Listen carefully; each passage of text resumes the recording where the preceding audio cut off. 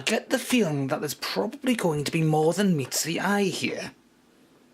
Or at least I hope so. Hello and welcome to the new look version of the show. Hope you like the little intro there. Not much I know, but there you go. Anyhow, this is something I've been meaning to look at for a little while. I've seen variations of this in the way of Transformers and various Marvel superheroes. It's basically hero mashers. We've got Rodimus to the left and Bumblebee to the right, both looking quite a lot like their G1 counterparts. And Rodimus, for those that don't know the lore, is an updated version of Hot Rod that has managed to get his hands on the Autobots Matrix of Leadership, which turns him into Rodimus Prime. But in this case, he's just simply labelled as Rodimus. Now, I've got two suspicions here. One might be that they just don't have the rights to the name Hot Rod, because Hot Rod's quite a generic term for cars, and therefore they just might be using Rodimus just because. And they're probably not using Rodimus Prime to try to prevent confusion with this fellow here, Optimus Prime, the real deal, some might say, including me. Because, after all, Hot Rod did end up getting Optimus Prime killed. We know your game, pal. We know your game. But let's just take a look at what these have to offer. Starting with Bumblebee. Now this one looks, face-wise at least, a lot closer to his G1 counterpart than the Michael Bay version does. Let's face it, the only thing the Michael Bay version has in common is the fact that it has the same name and it has the colour yellow all over it. But here we have a non-transforming Bumblebee. In some regards, these do sort of remind me of the Action Master line that kind of saw out the original comic book series before they realised what a horrible idea it was. Well, they probably realised straight off from the get-go that a non-transforming Transformer was a terrible idea. But let's just see what we've got here. We've got 4+ from Hasbro, Bumblebee, Hero Mashers, various instructions in different languages in the top left here, make your mashup, and so on and so forth. More Bumblebee on the side. Yeah,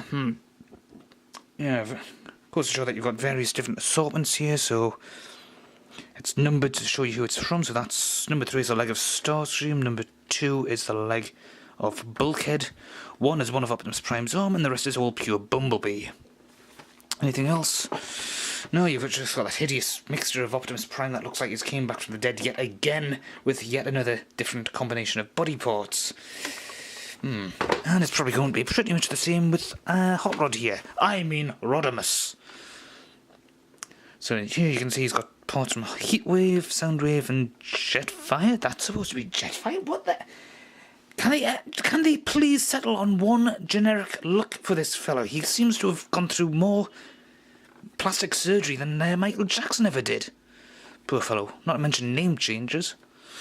So let's see, what else have we got? Exactly the same packaging otherwise than the fact that it's Hot Rod, Rodimus, on the box. So let's just take a look. How do you get into this little bad boy here? Okay, you've got a fold here. No, you've actually got sticky tape here. Sticky tape over the fold. You've got all kinds of stuff. You know what I need? My good old-fashioned trusty screwdriver. It never fails me.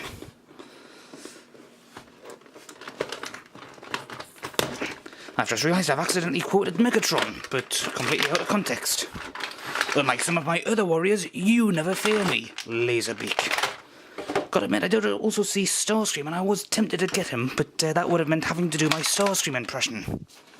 Which is a bit off, I think you have to agree. Well, then again, maybe it's just too on the money for my own liking. So we've got Rodimus here, perfectly molded. Let's get him out. He's stuck, he won't come out.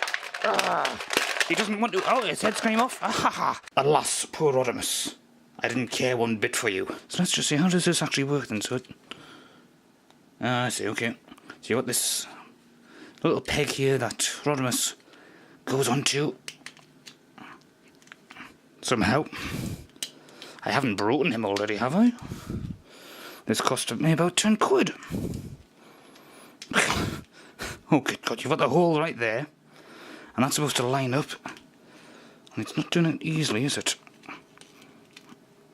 There we go. Naughty, naughty Rodimus. So let's see what kind of articulation. Oh, quite a good amount of articulation. Back and forth motion. Full 360. more than you might want to. Arms move quite well. Oh, arms move a full 360 like that.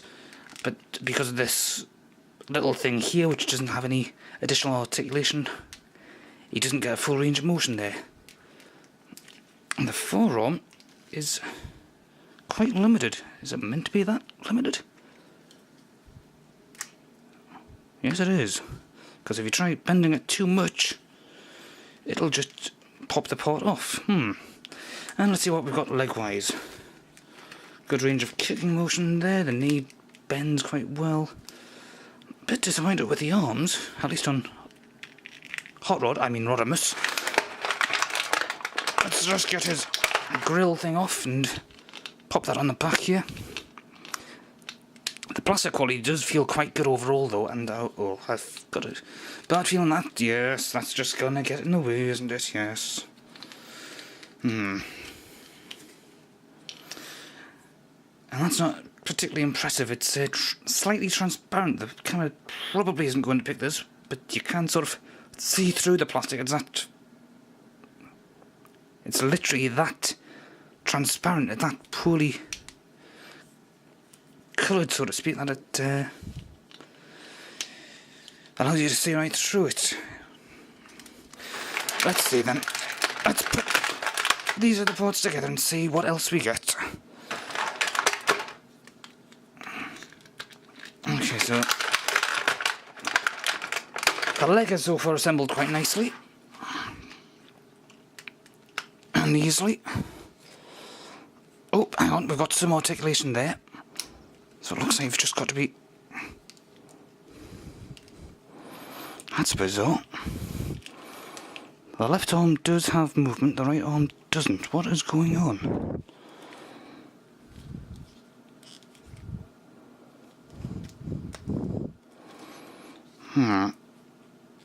Let's just give it a bit more force. Yes, there we go.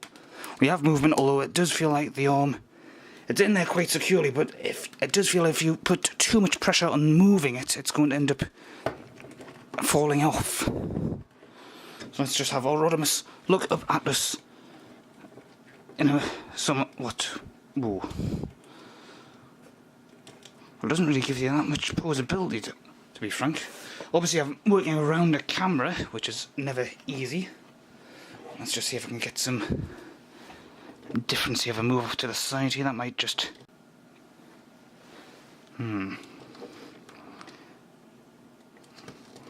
Okay, so overall, the elbow joints are quite stiff. The knee joints feel a bit stiff. The back doesn't... that bit doesn't really want to stay on that well, and it does get in the way of the arm motions. The head is impressive. It's a good likeness of the comic book and cartoon versions of the character, the original G1 series. Okay, it does look like who it's supposed to look like. And he's got his fire design here. Minus the Autobot badge. I don't think I saw any stickers here. No, this thing is just like that. Some various warnings. And nothing else there whatsoever.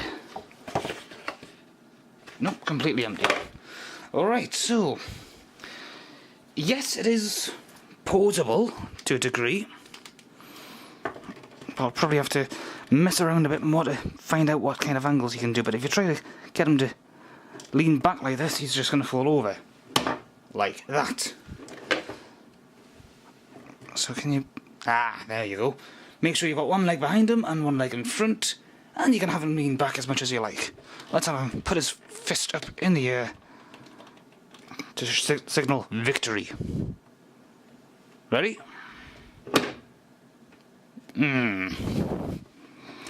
Let's just adjust the legs a bit more. Ah, yes. Nice dramatic pose. Well, in fairness, it's a little bit awkward to pose around with, and of course I'm just doing my initial out-of-the-box reaction, so might be worth having a little bit more fiddle around with, but they really should have thought about that fin thing here. This is supposed to form a fin when he transforms into his car mode to, you know, allow his sports vehicle to stay closer to the ground. But it just sort of gets in the way, as do these bits here. They look good, but if you're trying to use it to play with, and you want to do something different, then it's probably going to be a bit of a disappointment. But if you just want it on a display stand, it'll probably work out quite nicely. No gun of any sort with this particular character, but there was one with Bumblebee here. So what I'll do is I'll just put Rodimus over here, just slightly out of focus, slightly out of camera angle, covered up nicely by all the displays on my camera's heads-up display, and I'll try to get Bumblebee out the box. So as usual, one lack of scissors means screwdriver is used. Same sort of thing before, nothing else, and exactly the same body parts are off loose. We've got a bit of a gun here, so let's just see, will this fit with the Rodimus? Possibly. But it makes him fall over again because he's just adding more weight. And here's something I've just realised about the hands. He's got a round hole peg here. Let's just get him out of the way so you can see that a little easier. Over here, he's got something that he can actually grip with. So let's just see, does it work easier with this? Yes, it looks a bit more gun-like that way. So there you go, it does sort of work somewhat. Let's just... I've got him doing the splits while I try to get him to aim. There we go. That's a bit better. Right, so we'll just put Rodimus back over here. And we shall try to give birth to Bumblebee. Pull him from the birthing chambers. And this time round we'll just put him together. Straight off the bat. Ooh, he's got ankles. Yes, he's got ankle joints. There's going to be an element of more greater posability here, I feel, with this particular figure. Rodimus, you disappoint me yet again. Bumblebee, as something of a long-term fanboy of yours, I am never disappointed with you except for the Bayformer movies. Bloody hell. I'm not sure if that's because of the way I put it on, but the arm came falling off as soon as I tried to move it. So let's just see, what have we got here? Yep, a full unnatural rotation, but they are robots, so who cares? Elbow moves quite well. You could probably do it like that, yes. So if you want to do it like it's the TX from Terminator 3, you can. Good rotation with the shoulder from the looks of it, yep. You can actually make it do a side raise like that. You can make it do with a full rotation there. And yes, Bumblebee's head does a full proper rotation, up and down motion, and so on. No twisting in the waist in either of them. And the legs do work quite nicely, although there is a limitation on the knee joint. He does sort of looks like... from that angle it does look a little silly, doesn't it? Let's just see. From there it looks almost like he's going to kick something, and from there it just looks... I don't want to just... There's something about that just looks wrong. Can I just get him to stand up? Probably... That may not look like he's in some rude position. Yeah. He will stand up better if you move his arm like that. He's not in any danger of falling over if you move his back like that. And then adjust the footings like so. Well, it kind of looks like he's doing air guitar right now. You know, just picture a guitar here and he's strumming away like this.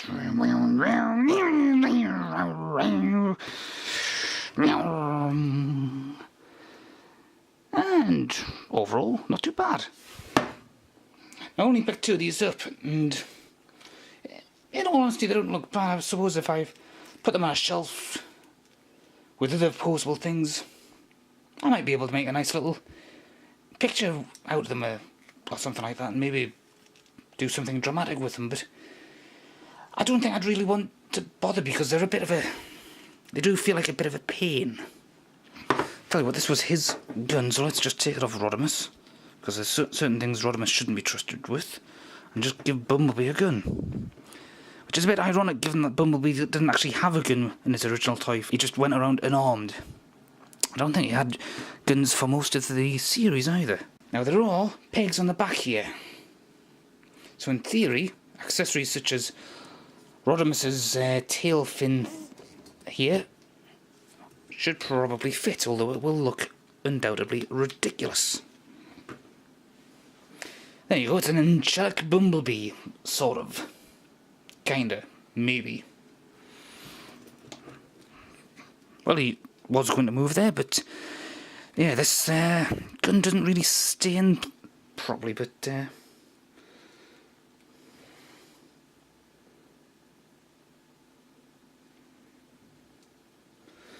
the gun doesn't really want to stay in properly, but it does, when it works, it does stay in quite nicely. Well, unlike Rodimus, you can actually see Bumblebee's true colours there. The Autobot logo is right there. It's slightly off kilter. But other than that, that's the only disappointing thing on the, as far as paint jobs are concerned. There was a little bit of slight damage here, which I'm assuming is just transport damage, but otherwise the colouring jobs are excellent. The eyes are exactly where they're supposed to be. The face colours are exactly where they're supposed to be. The headpieces, the body colours are all exactly where they're supposed to be. Well, let's face it, there's one thing that you're supposed to do with these particular toys, and that is make monsters. So, one head swap operation later, and they've both become headmasters. If you don't know what headmasters are, Google is your friend. Now, you can't actually take the upper sections off, which may be a blessing, or it may be a curse. But you can change... Well,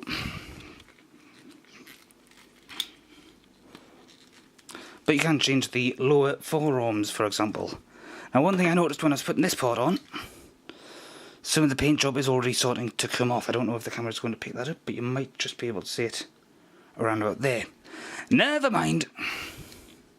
Also, because of the way the upper body on this is moulded and the way the forearm on this is moulded, it doesn't stay in too well. It just seems like it's going to pop off. There's also obviously attachments on the forearms for other things, so will the weapon fit in there? Yes, it does, and it looks a bit silly. But on the other hand, on the other hand, putting Bumblebee's arm and Hot Rod's fist together, that does actually work quite nicely. Let's see what effect we get when we put the lower legs onto each other's bodies. Doesn't look too bad on Bumblebee, but adding that colour combination onto Hot Rod's body, onto Rodimus's body rather, yeah, that's a little bit on the horrible side, but at least he now has an ankle that works.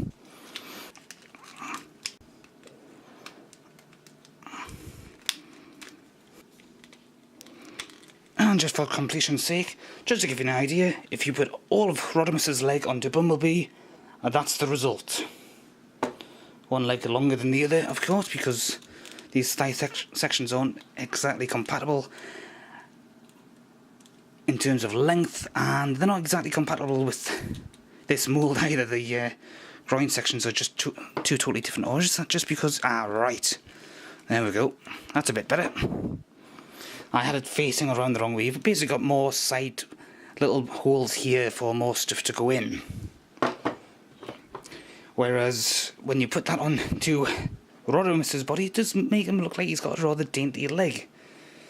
Well, I'm in two minds about it. I mean, there's brand loyalty because the Transformers were some of the first sci-fi characters I met as a child. And by met, I mean saw the cartoons, read the comic books, bought the toys. So there's always going to be a fond place in my heart for them. I'm not entirely sure this works in all regards, but obviously once you've got more of the other parts, you can probably experiment a bit more.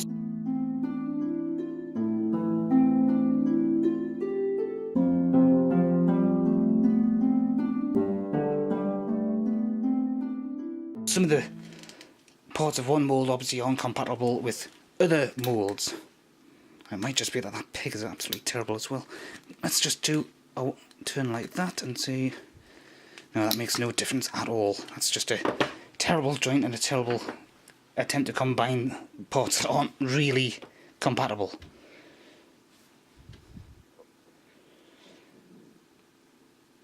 Yeah, well, a jury's out on this. Personally, I think I'll leave it at this. I wouldn't go out and buy the rest, I think.